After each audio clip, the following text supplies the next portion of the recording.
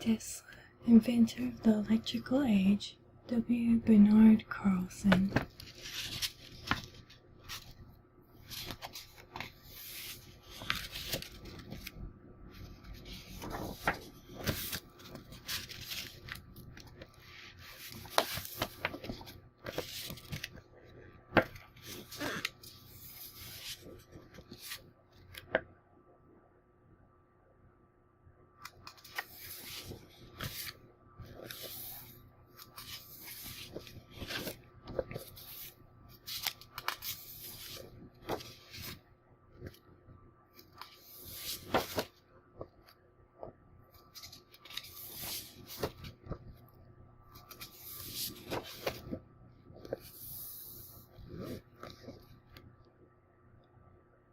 There is something within me that might be illusion, as it is often the case with young, delighted people. But if I would be fortunate to achieve some of my ideals, it would be on the behalf of the whole of humanity.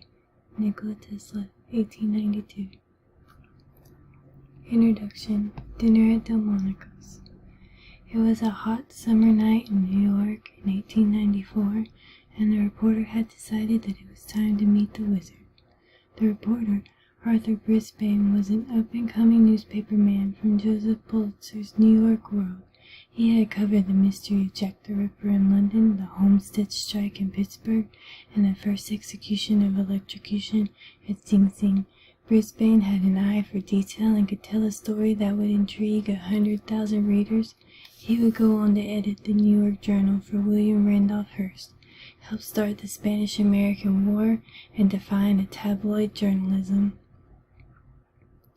Brisbane specialized in writing features for the World's New Sunday edition, and he had profiled prime ministers and popes, prize fighters and actresses. Now people were telling him to do a story about an inventor, Nikola Tesla. His name was on everyone's lips.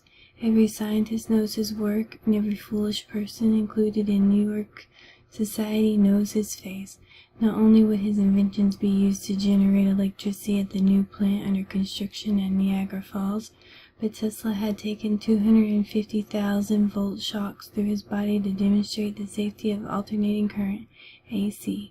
During such demonstrations, Tesla became a most radiant creature, with light flaming at every pore of his skin, from the tips of his fingers, and from the end of every hair on his head. A dozen reliable sources had told Brisbane that there was not the slightest doubt about his being a very great man. Our foremost electrician, people said, greater than Edison. Brisbane was curious. Who was this man? What made him tick?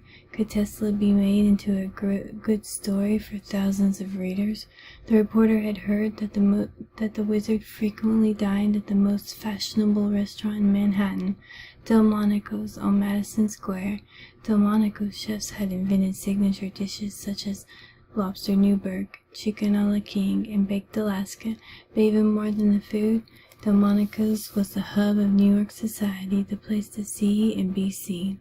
This is where the old social aristocrats, Ward McAllister's 400, dined alongside the nouveau rich of Wall Street and the rising middle class. It was where balls and cotillions, poker games and stag parties, ladies' luncheons and post-theater suppers were held. Without Delmonico's, observed the New York Herald, the whole social machinery of entertaining would come to a standstill. Clearly, thought Brisbane, this wizard had both ambition and style. What made him tick?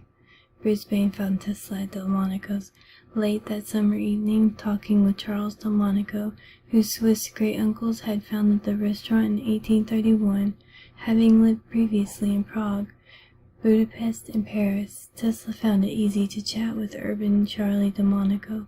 Most likely Tesla had put in a long day at his downtown laboratory and had stopped by for his supper before going home to his hotel, the Gerlach, around the corner. The reporter carefully took in the physical appearance of the wizard.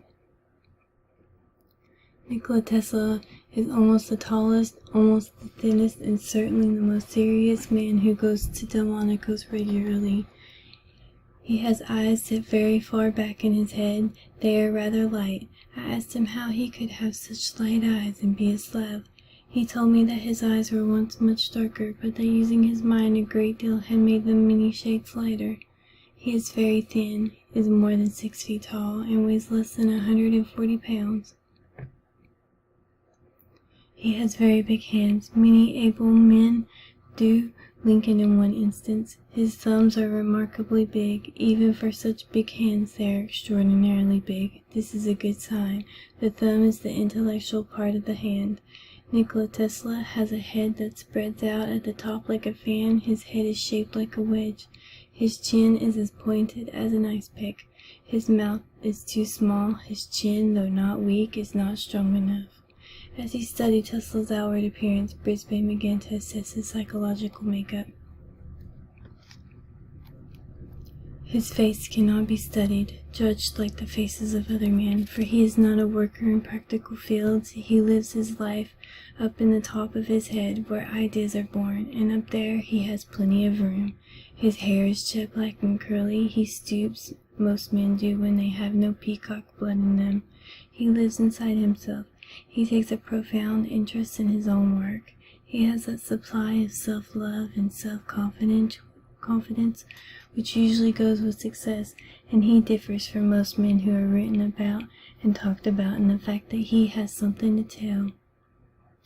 Like other reporters, Brisbane collected the usual background facts that Tesla had been born in 1856 to a Serbian family in Smiljan, a small mountain village on the military frontier of the Austrian-Hungarian Empire in what is now Croatia, that he had started inventing as a boy, and that he had studied engineering at a school in Graz, Austria. Anxious to get ahead, Tesla had immigrated to America and arrived penniless in New York in 1884. It was Tesla's mediocre rise since 1884 that made for great newspaper copy. After working briefly for Edison, Tesla had struck out on his own, set up a laboratory, and invented a new AC motor that used a rotating magnetic field. Even though Tesla tried to explain to Brisbane the principle behind the rotating magnetic field, the reporter had to conclude that it was a thing which may be described but not understood. Instead, Brisbane highlighted how the entrepreneurs behind the massive hydroelectric project at Niagara had rejected Edison's direct current DC system, and instead chosen Tesla's ideas for generating and transmitting electric power by employing multi-phase AC. Tesla's work in powering engineering was widely respected, but Brisbane might well have added that Tesla had lectured before distinguished scientific organizations and been awarded honorary degrees by Columbia and Yale. In 10 short years, the inventor sitting in front of Brisbane had gone from being penniless and unknown to being America's foremost inventor. Here was one of the great rags to riches stories. But what about the future? Asked Brisbane, as the wizard was only 38 years old. Ah, the electricity of the future. Here was a topic Tesla loved to discuss. When Mr. Tesla talks about the electrical problems upon which he is really working, he becomes a most fascinating person. Not a single word that he says can be understood. He divides time up into billionths of seconds and supplies power enough from nothing to do all the work in the United States. He believes that electricity will solve the labor problem. It is certain, according to Mr. Tesla's theories, that the hard work of the future will be the pressing of electric buttons. A few centuries from now, the criminal will be sentenced to press 15 electric buttons every day. His fellows, long since disused to work, will look upon his toil with pity and horror. Brisbane listened with rapt attention as Tesla described how he was perfecting new electric lights using high-frequency AC to replace Edison's incandescent lamps. The present incandescent system, compared to the Tesla idea, thought Brisbane, is as primitive as an ox cart with 2 solid wooden wheels compared to modern railroading. The wizard, though, was even more excited about his ideas for the wireless transmission of power and messages. "You may think me a dreamer and very far gone," he said, "if I should tell you what I really hope for, but I can tell you that I look forward with absolute confidence to sending messages through the earth without any wires. I have also great hopes of transmitting electric force in the same wave without waste. Concerning the transmission of messages through the earth, I have no hesitation in predicting success. For hours the reporter talked with the wizard, as all that he said was interesting, both the electrical things and the others.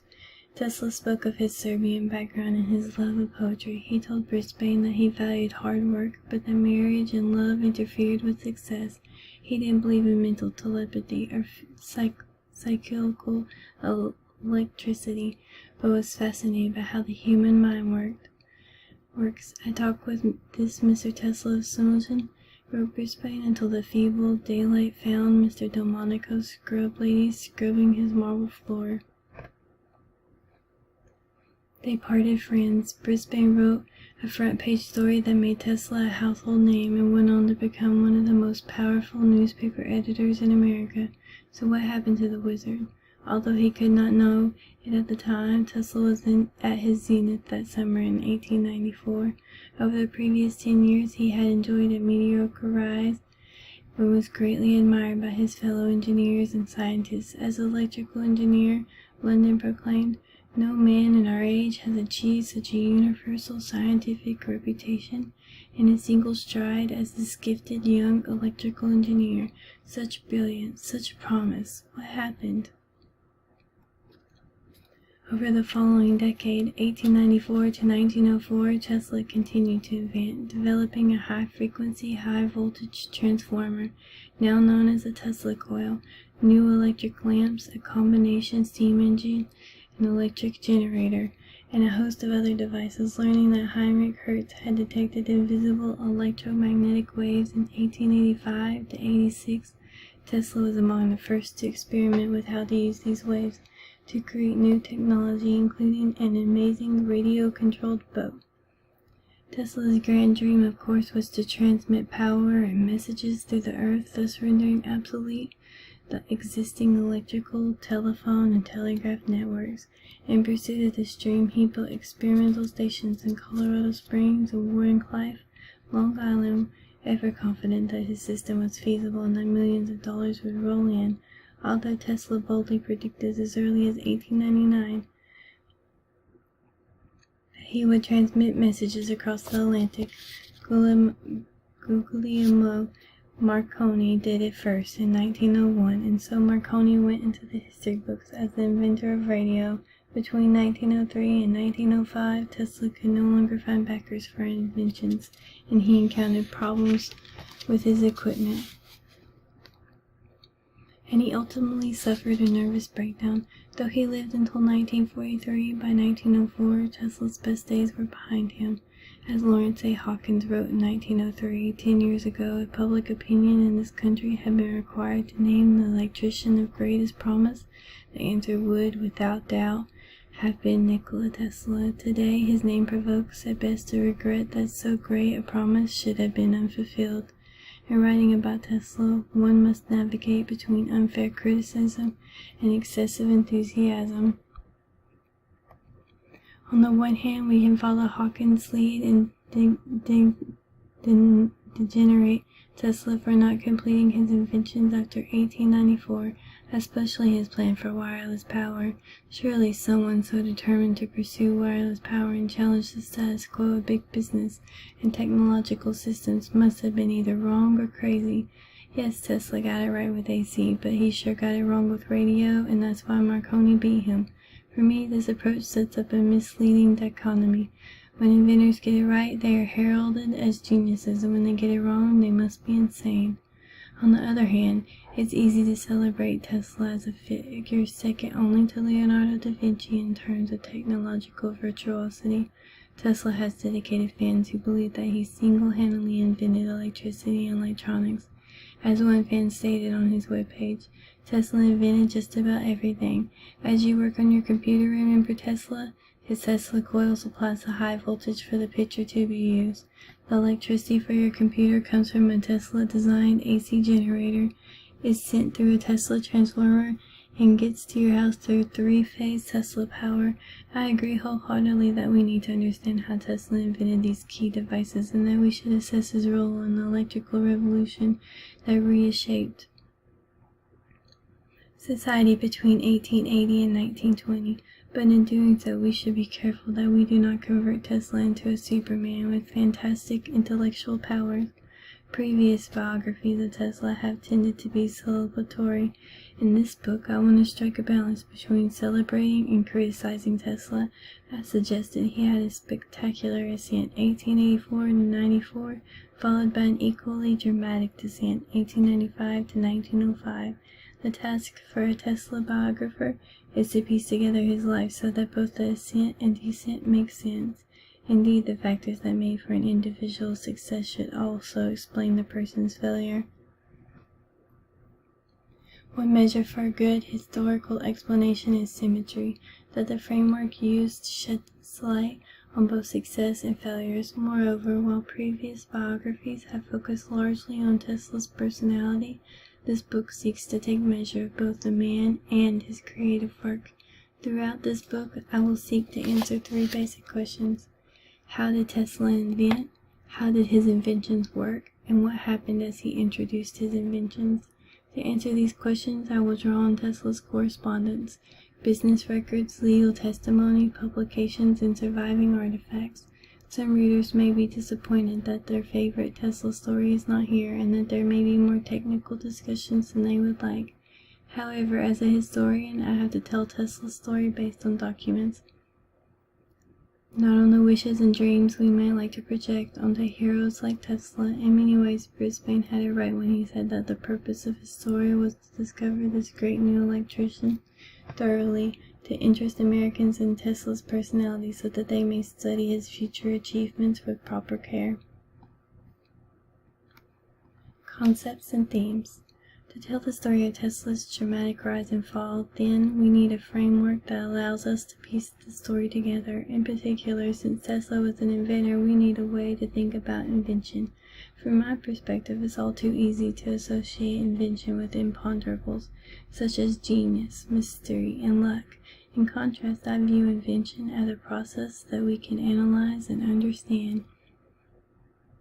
Invention refers to the activities by which individuals create new devices or processes that serve human needs and wishes to do so. An inventor must often investigate phenomena in nature. In some cases, an inventor need only observe nature closely to discover what will work, but in other cases he or she must tease out new insights by experiment or ingenious manipulation because nature does not readily yield up her secrets. One could say that an inventor negotiates with nature. At the same time, invention is simply not discovering how to make something. An inventor must also connect his or her invention with society. In some situations these are well known, and society readily takes up a new invention. Since railroads in the 19th century needed stronger rails and armies wanted stronger cannon barrels, there was a ready demand for Henry Bessemer's new steel-making process in 1856. In other situations, though, there is no pre-existing need, and an inventor must convince society of an invention's value. For example, when Alexander Graham Bell invented the telephone in 1876, he found few people willing to buy it. Indeed, it took the Bell Telephone Company decades to convince Americans that every home should have a telephone. Bell and his successors' companies had to invent not only the telephone, but also a marketing strategy that reflected the interests of users. In this sense, inventors negotiate with society.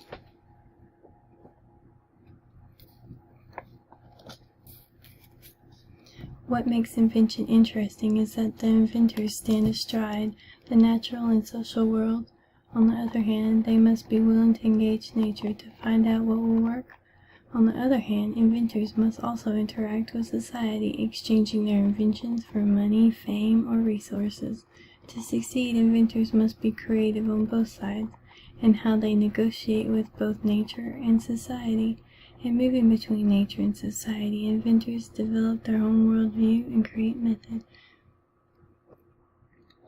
Reflecting their personality, education, experience, and context, inventors find their own ways to probe nature, fashion their discoveries into working devices, and ultimately convince other people that their creation is useful or valuable. As Tesla's story unfolds, you will see that his approach was influenced by his religious background, his friends and backers, and his problems with emotional depression. As Thomas Hughes has suggested, inventors like artists evolve a unique style. Tesla's style as an inventor can be described as a tension between ideal and illusion. I have borrowed this tension from the allegory of the cave found in the Republic by Plato. Plato developed this allegory to illustrate the difference between ignorance and enlightenment, between how ordinary people and philosophers perceive the world, and truth, to explain how ordinary people had a limited understanding of the truth. Plato imagined a group of individuals trapped in the cave who were shackled to chairs and their heads locked in braces so they could not turn around and see how light or truth came into the cave. Trapped in this way, they spent their lives debating the flickering shadows projected on the wall by people and things passing in front of a fire behind them. For Plato, then ordinary people could only deal with illusions. In contrast, the philosopher for Plato was like a prisoner who, freed from the shackles, came to understand that the shadows on the wall were not reality at all, as he could now perceive the true form of reality in the way that the fire and the moving objects created the shadows. Plato's philosophers could look directly at the fire, even the sun outside the cave, to know the truth. Only philosophers, concluded Plato, could fathom universal truths, ideals.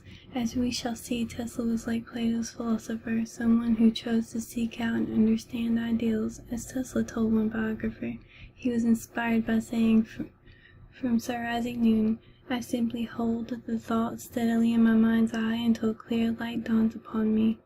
In harnessing nature for his invention, Tesla spent a great deal of time and energy trying to discern the fundamental principle on which to base an invention, then worked to manifest that ideal as a working device. With his AC motor, the ideal was the rotating magnetic field. Similarly, the ideal of electromagnetic resonance lay behind his devices. Related to broadcasting, electric power without wires, on several occasions, Tesla elaborated on his idealistic approach to invention. Here is how he described it to his fellow electrical engineers when he was awarded the Edison Medal in 1970. "I have unconsciously evolved what I consider a new method of materializing inventive concepts and ideas, which is exactly opposite to the purely experimental of which undoubtedly Edison is the greatest and most successful exponent. The moment you construct a device to carry into practice a crude idea, you will find yourself inevitably engrossed with the details and defects of the apparatus.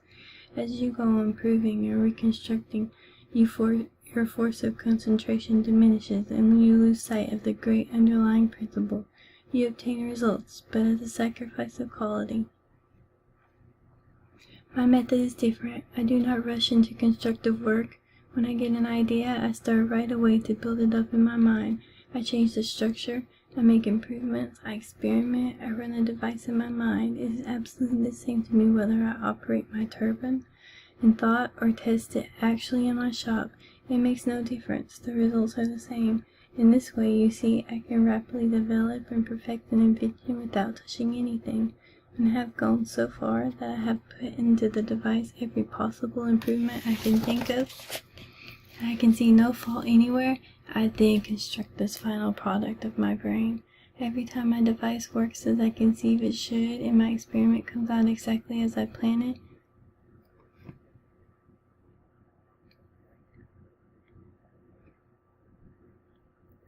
I suspect that Tesla came to this idealistic approach partly through his religious background. As Chapter 1 will reveal, Tesla's father and uncles were all priests in the Serbian Orthodox Church, and Tesla absorbed something of that faith's beliefs that throughout the Son of God, the Word or Logos, everything in creation is endowed with an underlying principle. In this sense, Tesla was much like the great British scientist Michael Faraday, whose research in electricity and chemistry was strongly influenced by his religious beliefs. Faraday was a member of the Sandemanian Church, a Christian sect founded in 1730 that gave Faraday a strong sense of the unity of God and nature. In taking an idealist approach to invention, Tesla was exhibiting what the economist Joseph Schumpeter said called subjective, as opposed to objective, rationality. For Schumpeter, engineers and managers came up with incremental innovations by going out and assessing existing needs, whereas entrepreneurs and inventors introduce radical and disruptive innovations by responding to ideas that come from within. With objective rationality, the individual shapes ideas in response to the outside world, the market, whereas with subjective rationality, the individual reshapes the outside world to conform to his or her internal ideas. With both the rotating magnetic field and electromagnetic resonance, we will see that the ideals came from within, and Tesla struggled to reorder the social world in order to make his inventions a reality. Tesla's style as an idealist inventor was both similar to and different than that of other inventors. Tesla was very much like Alexander Graham Bell, who called himself a theoretical inventor. Tesla's style as an idealist inventor was both similar to and different than that of other inventors. Tesla was very much like Alexander Graham Bell, who called himself a theoretical inventor, since he preferred to edit and shape inventions in his mind. In contrast, Thomas Edison was almost opposite in style, preferring to develop his ideas by physical means, either by sketching or manipulating devices on the workbench. Having identified the ideal behind an invention, Tesla was willing to write it up as an article or patent, and he took great delight in demonstrating it to the public. However, Tesla was not especially interested in the nitty-gritty work of converting his inventions into profitable products. Moreover, he was often frustrated that ordinary people did not grasp the ideals underlying his inventions, and so he resorted to illusions to convince them of the value of his creations.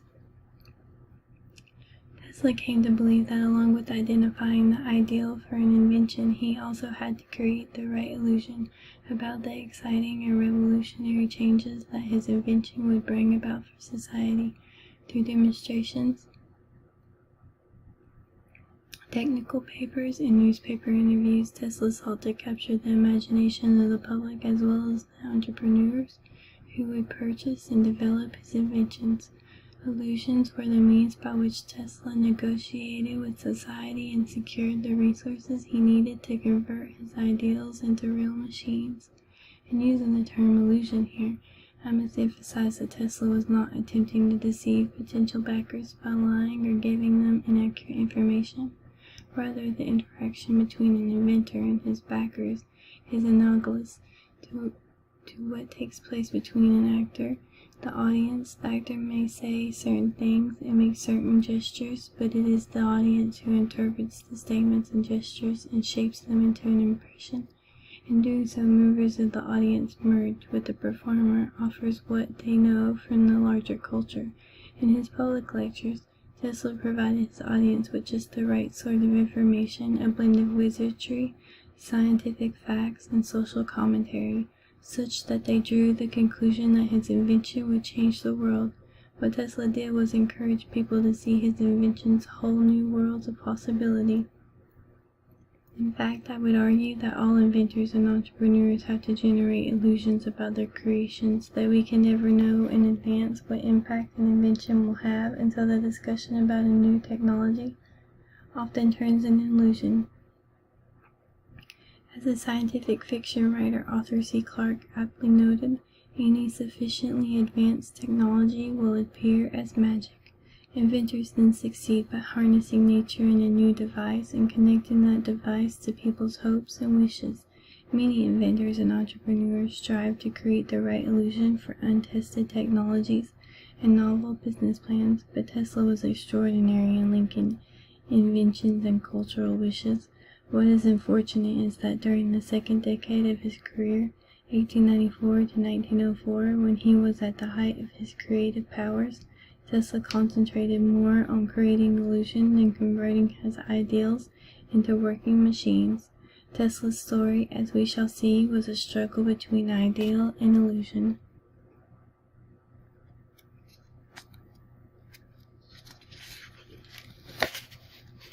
Chapter 1 will be in another video.